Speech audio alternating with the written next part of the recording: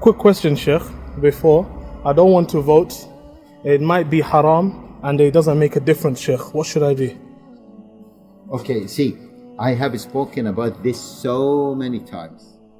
To say that it might be haram, this is wrong. Also, to say that it doesn't make any difference, that is not true. Who told you this? Now let us start.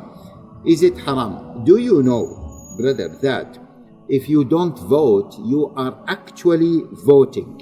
There is nothing in the democratic process called abstention from voting, because abstention from voting, it means someone else is voting on your behalf. Let me explain this. Imagine, I always give this example. We have 10 people, voting for party A and party B. We have 4 people voted for A. 3 people voted for B, and 3 people abstained. Now, those 3 people who abstained, actually, they are what? Supporting party A to win. Yes or no? Because if they voted for B, party A will lose. And in fact, party A will tell them, no, don't vote. We don't want you to vote. Voting is haram, because he knows that once they abstained, they actually voted for party A. Okay? So that's why we say in the democratic process, abstention of voting is actually voting indirectly, and sometimes it is worse than voting, okay? Because others are using your vote and you are not using your vote in the right direction. And that's why in this coming election 2024, we say to people, see, a spoiled vote is actually voting for genocide. I hope that you pass this message to everyone. A wasted vote, a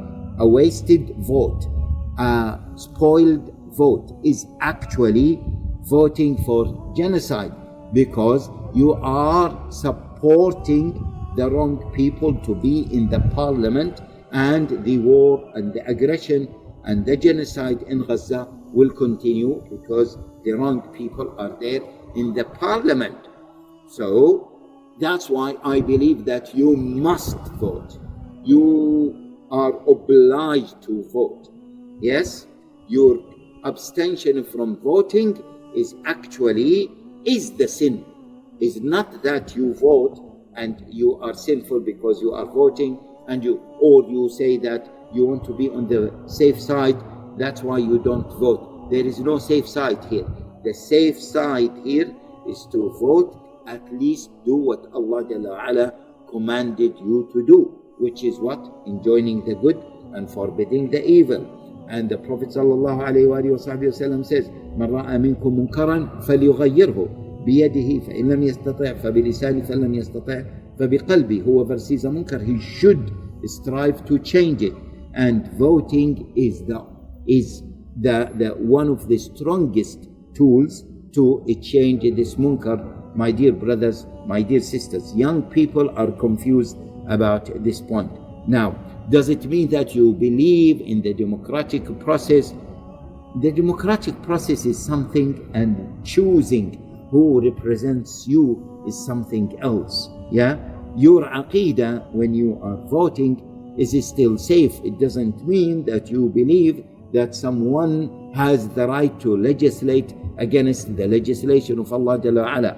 Inul hukmu illa lillah will remain. You apply it as much as you can. There is no contradiction between voting and believing that Allah Jalla Ala is the legislator. This is, and we all also say that when in a democratic process, there are 2 sides, selecting who is sitting there in the parliament, and the second one is selecting the laws. These are 2 different things. I hope that it is clear for our brothers and sisters.